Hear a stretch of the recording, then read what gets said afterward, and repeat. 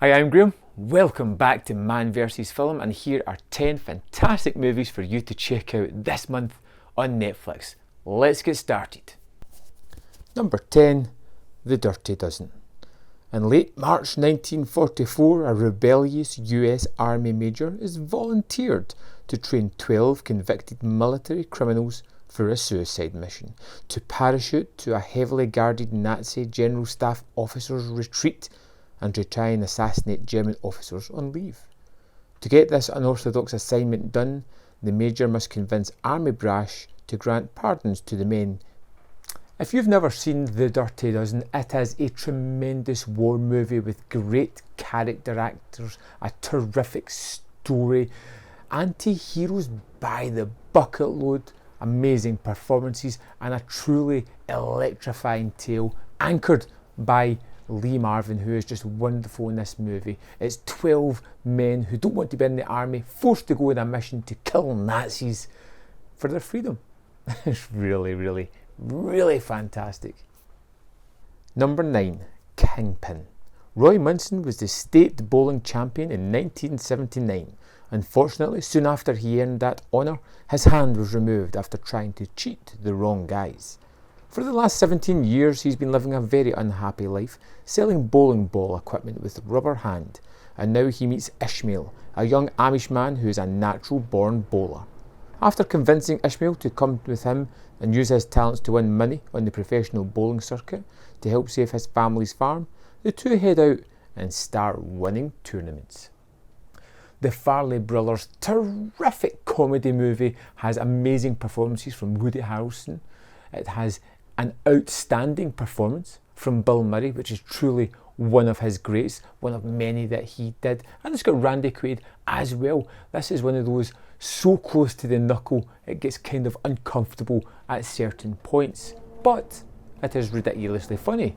It is laugh out loud funny. I think it's one of my favourites ever since I saw it way back in the cinema.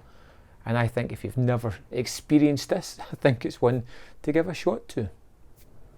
Number 8, Mr. Right.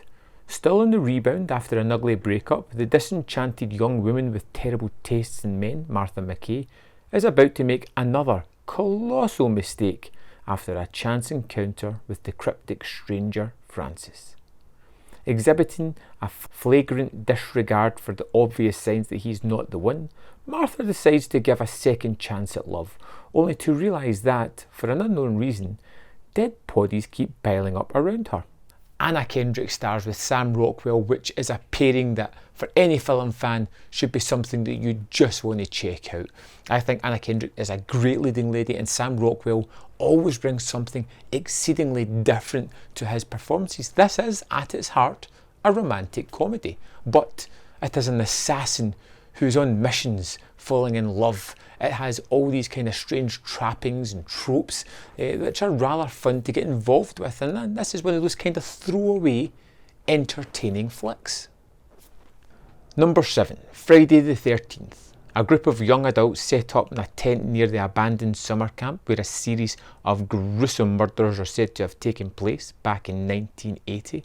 The proprietor was a grieving mother, driven insane by the drowning of her child, Jason, whom she believed was neglected by the camp counsellors.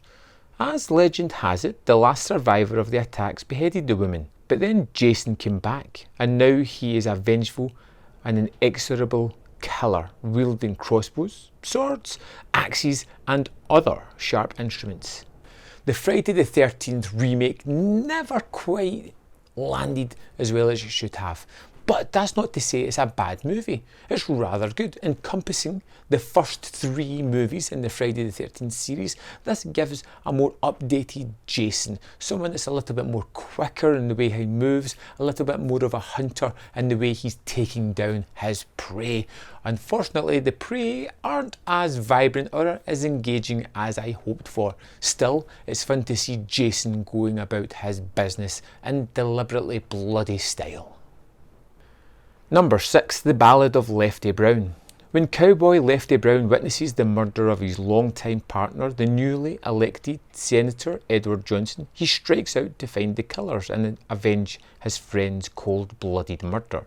Tracking the outlaws across a vast and desolate Montana plains, Lefty stumbles across a young wannabe gunslinger, Jeremiah, and an old friend, a former hard-drinking pal turned US Marshal, to help deliver the men to justice.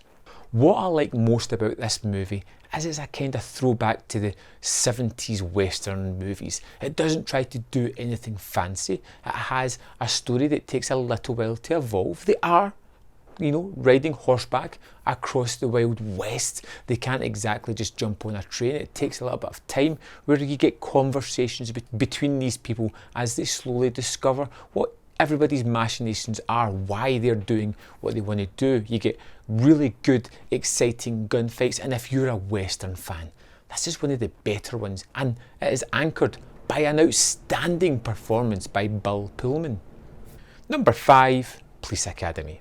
New rules enforced by the Lady Mayoress means that sex, weight, height and intelligence need no longer be a factor in joining the police force. This opens the floodgates for all and sundry to enter the Police Academy, much to the chagrin of the instructors.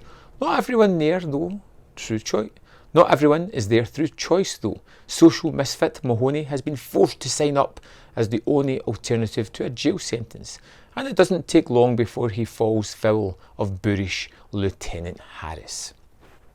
I have a real soft spot for Police Academy and the subsequent sequels, 6 of them I think that came after this.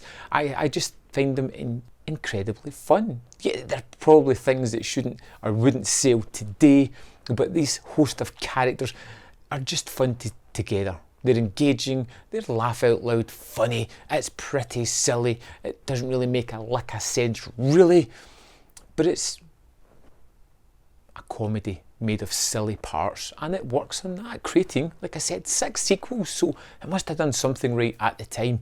It's been a long while since I really revisited all these movies. I've got a funny feeling it's going to happen pretty soon. Number 4, The Craft. Sarah, a 16-year-old troubled teenager with a painful past and a history of suicidal tendencies, moves to LA.